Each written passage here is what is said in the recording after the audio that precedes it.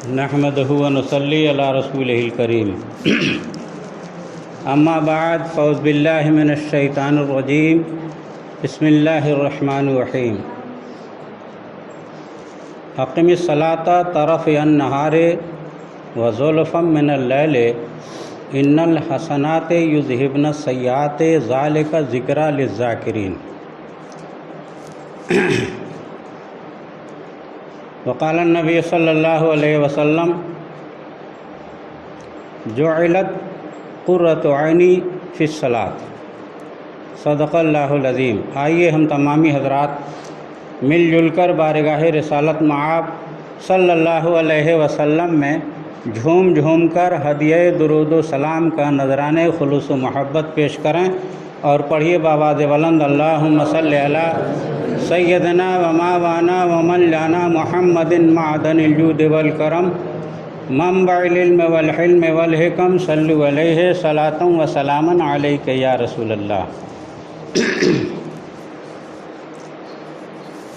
मैंने आप हज़रात के सामने खुतबा मसनूना के बाद कुरान मुक़द्दस की एक आयत करीमा और एक हदीस नबिया का एक जुज़ पढ़ने की शहादत हासिल की है। रब तबारक व तआला इरशाद फरमाता है,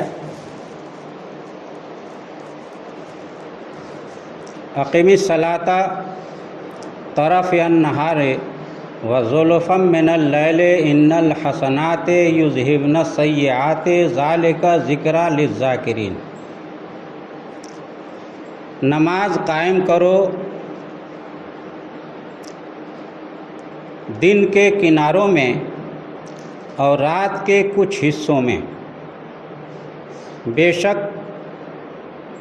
नेकियां बुराइयों को मिटा देती हैं। ये नसीहत है नसीहत मानने वालों के लिए।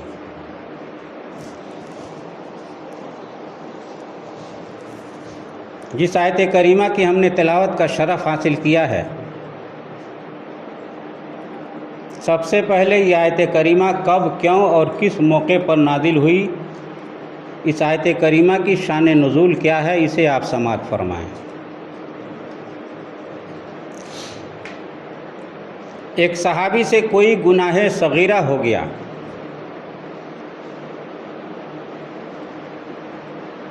गुनाह सगीरा और कबीरा को तो आप जानते ही हैं। गुनाह सगीरा छोटा गुनाह, गुनाह कबीरा बड़ा गुनाह।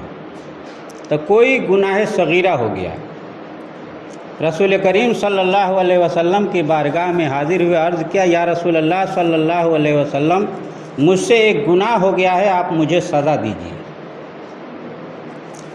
गौर कीजिए कितना पाक ज़माना था सहाबे कराम का। एक छोटी सी गलती हो जाए तो रसूल करीम सल्लल्लाहु अलैहि वसल्लम की बारगाह में उस ज़माने के मुसलमान सहाबा हाजिर होते थे और वो चाहते थे कि जो मुझसे गलती हो गई है उसकी सज़ा इस दुनिया में ही मिल जाए और हमें अल्लाह की बारगाह से माफ़ी मिल जाए। और आज का एक ज़माना है कि आज का मुसलमान गुनाह पर गुनाह किए जाता है, मगर उसे एहसास नहीं होता कि हमने गुनाह किया है। तो ज़मीन व आसमान का फ़र्क है। हमें सहाबे कराम की ज़िंदगी से नसीहत हासिल करना चाहिए। तो वो सहाबी रसूल करीम सल्लल्लाहु अलैहि वसल्लम की बारगाह में हाजिर होते हैं, अर्ज़ किया, या रसूल अल्लाह सल्लल्लाहु अलैहि वसल्लम, मुझसे गुनाह हो गया है, आप इसकी सज़ा दीजिए। अल्लाह के रसूल सैयद आलम सल्लल्लाहु अलैहि वसल्लम खामोश रहे। थोड़ी देर के बाद से ये आयत करीमा नाज़िल हुई जिसको हमने तिलावत किया है। और उस सहाबी से गुनाह क्या हुआ था? किसी औरत से इन्होंने अपना ताल्लुक़ बना लिया था और वो ताल्लुक़ ऐसा था कि ज़िना की हद तक नहीं पहुँचे थे। इसलिए कि ज़िना का हो जाना ये तो गुनाह कबीरा है, लेकिन ज़िना न हो और उसके अलावा और कोई हरकत जो औरत मर्द जो मिलते हैं तो उस मिलने की वजह से जो और हरकतें होती हैं वो गुनाह सगीरा है, छोटा गुनाह है। तो इसी तरह का कोई गुनाह उनसे हो गया था। थोड़ी देर के बाद से اللہ کے رسول سید عالم صلی اللہ علیہ وسلم خاموش رہے اور یہ آیت کریمہ نازل ہو گئی جس کو ہم نے پڑھا ہے کہ اقیم الصلاۃ طرف النہار وزلفا من اللیل ان الحسنات یذہبن السیئات ذالک ذکری للذاکرین۔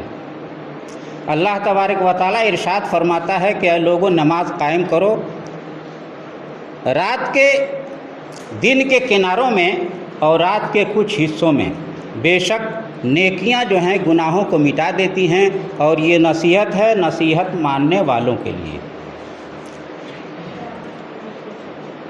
دوپہر دن کا درمیانی حصہ ہے، تو دوپہر سے پہلے نماز فجر پڑھی جاتی ہے، اور دوسرا کنارہ دوپہر کے بعد ہے جس میں نماز ظہر اور عصر پڑھی جاتی ہے، اور رات کے کچھ حصوں میں نماز مغرب اور عشاء پڑھی جاتی ہے۔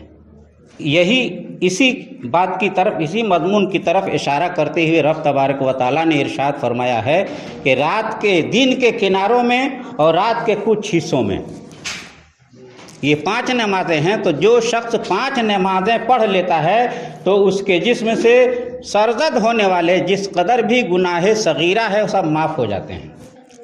تو نماز کی یہ برکتیں ہیں، اسی لیے ایک مقام پر رب تبارک و تعالیٰ ارشاد فرماتا ہے ان الصلاۃ تنہا عن الفحشاء والمنکر، بے شک نماز بے حیائی اور بری باتوں سے روک دیتی ہے۔ تو وہ صحابی رسول کریم صلی اللہ علیہ وسلم کی بارگاہ میں حاضر ہوئے تھے، انہوں نے عرض کیا کہ یا رسول اللہ کیا یہ حکم میرے لیے ہی ہے یا اور کسی کے لیے بھی ہے؟ تو اللہ کے رسول صلی اللہ علیہ وسلم نے ارشاد فرمایا نہیں، یہ تمہارے ہی لیے نہیں ہے بلکہ میری امت میں جو شخص بھی یہ 5 وقت کی نماز قائم کرے گا اس کے گناہ اسی طریقے سے دور ہوتے رہیں گے اور مٹتے رہیں گے۔ سبحان اللہ۔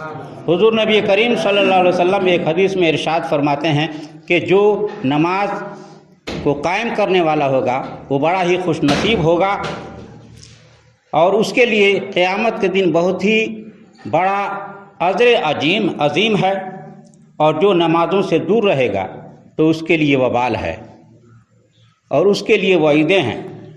حضور نبی کریم صلی اللہ علیہ وسلم ایک حدیث میں ارشاد فرماتے ہیں کہ جو شخص نماز قائم کرے گا تو قیامت کے دن اللہ تبارک و تعالیٰ کی بارگاہ میں جب وہ حاضر ہوگا تو یہ نماز اس کے لیے نور ثابت ہوگی، یہ نماز اس کے لیے نور ہوگا اور حساب و کتاب کے لیے دلیل ہوگی اور نجات کا سامان ہوگا، یعنی اس کی نجات ہو جائے گی اور یہ نماز اس کے لیے دلیل بنے گی اور اس کے لیے قیامت کے دن نور ہوگا۔ یہ 3 خوبیاں اس کو ملیں گی، اور یہ 3 خوبیاں کوئی معمولی نہیں ہیں۔ قیامت کے دن رب کی بارگاہ میں حاضری ہو اور وہاں ہمارا یہ عمل، ہمارا نماز پڑھنا دلیل بن جائے تو اس سے بڑھ کر کے خوشی کی اور بات کیا ہو سکتی ہے، اور پھر یہ نجات کا ذریعہ بن جائے، اللہ تبارک و تعالیٰ اس نماز کے صدقے میں ہماری نجات فرما دے تو اس سے بڑھ کر کے خوشی کیا ہو سکتی ہے۔ اور جو لوگ نماز سے دور رہتے ہیں ان کے لیے حضور نبی کریم صلی اللہ علیہ وسلم نے ارشاد فرمایا کہ جو نماز سے دور ہیں ان کے لیے قیامت کے دن نہ نور ہے، نہ دلیل ہے اور نہ نجات ہے، اور ان کا حشر جو ہے قیامت کے دن اللہ تبارک و تعالیٰ فرعون کے ساتھ، حامان کے ساتھ اور ابی بن خلف کے ساتھ اس کا حشر ہوگا۔ آپ غور فرمائیں، یہ فرعون کون ہے؟ فرعون کو آپ سبھی جانتے ہیں، یہ بدترین کافر گزرا ہے حضرت موسیٰ علیہ السلام کے زمان میں، جس نے خدائی کا دعویٰ کیا تھا۔ اللہ تبارک و تعالیٰ نے اسے دریائے نیل میں غرق فرما دیا، اور حامان یہ اسی فرعون کا وزیر تھا، تو یہ بھی دریائے نیل میں غرق ہوا۔ اور ابی بن خلف کون ہے؟ اس کے بارے میں آپ سن لیجئے۔ ابی بن خلف مکے کا وہ بدترین کافر ہے کہ جس نے ہجرت سے پہلے حضور نبی کریم صلی اللہ علیہ وسلم کو یہ دھمکی دی تھی کہ اے محمد صلی اللہ علیہ وسلم، میں نے ایک گھوڑا پالا ہے اور اس کی حفاظت کرتا ہوں، اسے کھلاتا پلاتا ہوں، اور وہ گھوڑا اس مقصد کے تحت پالا ہے کہ اس گھوڑے پر سوار ہو کر کے میں تجھے قتل کروں گا، معاذ اللہ رب العالمین۔ تو حضور نبی کریم صلی اللہ علیہ وسلم نے اس کے اس دھمکی پر ارشاد فرمایا کہ انشاءاللہ میں تجھے قتل کروں گا۔ اس کے جواب میں یہ ارشاد فرمایا، اور اسی دن سے اس کو فکر ہو گئی، اسے یقین ہو گیا کہ یقیناً محمد صلی اللہ علیہ وسلم نے کہا ہے کہ میں تجھے قتل کروں گا، تو یقیناً وہ قتل کر دیں گے۔ اس لیے کہ کفار و مشرکین جو حضور نبی کریم صلی اللہ علیہ وسلم پر ایمان نہیں لائے تھے، ان کو بھی یقین تھا، وہ جانتے تھے کہ حضور نبی کریم صلی اللہ علیہ وسلم جھوٹ نہیں بول سکتے، یہ امین ہیں، سچے ہیں، سچا جانتے تھے، لیکن اسلام قبول نہیں کیا، آپ پر ایمان نہیں لائے، لیکن دل سے وہ جانتے تھے کہ یہ جھوٹے نہیں ہیں، یہ سچے ہیں، اور اپنی زبان سے یہ ارشاد فرمایا کہ میں تجھے انشاءاللہ قتل کروں گا، تو یقیناً یہ قتل کریں گے۔ اس دن سے وہ ڈرنے لگا۔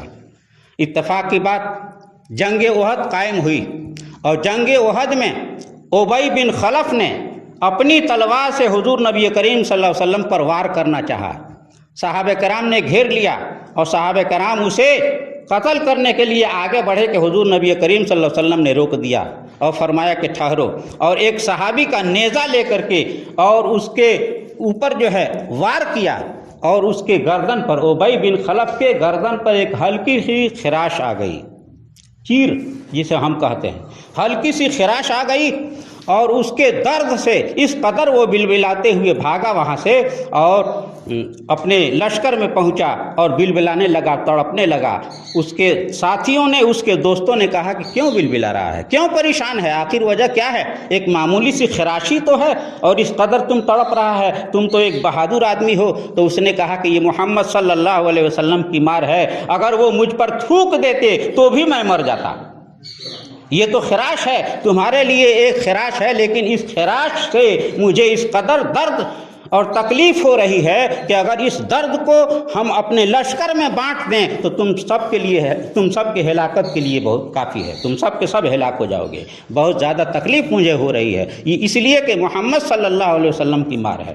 جب اس نے کہا، اور اسی طریقے سے وہ تڑپتا رہا کہ جنگ سے واپسی کے بعد، یعنی مکہ پہنچنے سے ایک دن پہلے ہی راستے میں یہ ہلاک ہو گیا، راستے ہی میں اس درد کی تکلیف سے مر گیا۔ تو حضور نبی کریم صلی اللہ علیہ وسلم ارشاد فرماتے ہیں کہ جو شخص نماز قائم نہیں کرے گا تو اس کا یہ حشر ہوگا کہ اللہ تبارک و تعالیٰ قیامت کے دن فرعون، حامان اور ابی بن خلف کے ساتھ اس کا حشر فرمائے گا۔ کس قدر وعید کی باتیں ہیں، اور بڑا ہی بھیانک انجام ہے۔ اس لیے میرے محترم بزرگوں اور دوستوں، ہمیں چاہیے کہ نماز کو قائم کریں۔ نماز جو ہے ایک مومن کے لیے ضروری ہے، اور اس قدر ضروری ہے کہ جس طریقے سے ہمارے زندہ رہنے کے لیے ہمارے جسم میں جان کا ہونا ضروری ہے، اسی طریقے سے ایک مومن کے لیے نماز کا ہونا ضروری ہے۔ اللہ کے رسول سید عالم صلی اللہ علیہ وسلم فرماتے ہیں کہ قرۃ عینی فی الصلاۃ، نماز میری آنکھوں کی ٹھنڈک ہے۔ آپ غور فرمائیں، نماز آنکھوں کی ٹھنڈک ہے۔ آنکھوں میں ٹھنڈک پہنچنے کا مفہوم کیا ہے؟ اس کا مطلب کیا ہے؟ کبھی آپ نے غور کیا؟ اس کا مطلب یہ ہے کہ انتہائی درجے کی خوشی حاصل ہوتی ہے جب کوئی نمازی نماز ادا کرتا ہے، تو اللہ کے رسول سید عالم صلی اللہ علیہ وسلم کی آنکھوں کو ٹھنڈک پہنچتی ہے، یعنی انتہائی درجے کی خوشی حاصل ہوتی ہے۔ ہم اپنے نبی کریم صلی اللہ علیہ وسلم کے ماننے والے ہیں اور محبت کا دعویٰ کرنے والے ہیں، لیکن کیا آپ نے غور کیا کہ صرف محبت کا دعویٰ کرنے سے کام نہیں چلے گا؟ جس سے ہم پیار کرتے ہیں، جس سے ہم محبت کرتے ہیں، اس کی اداؤں کو بھی اپنا لیا جائے۔ تو نماز میں آقا صلی اللہ علیہ وسلم کی آنکھوں میں ٹھنڈک پہنچتی ہے، تو ہمیں چاہیے کہ نماز ادا کر کے، نماز کو قائم کر کے اللہ کے رسول سید عالم صلی اللہ علیہ وسلم کو راضی کریں اور خوش کریں۔ اللہ تبارک و تعالی ہمیں توفیق عطا فرمائے۔ آمین ثم آمین بجاہ سید المرسلین صلی اللہ علیہ وسلم۔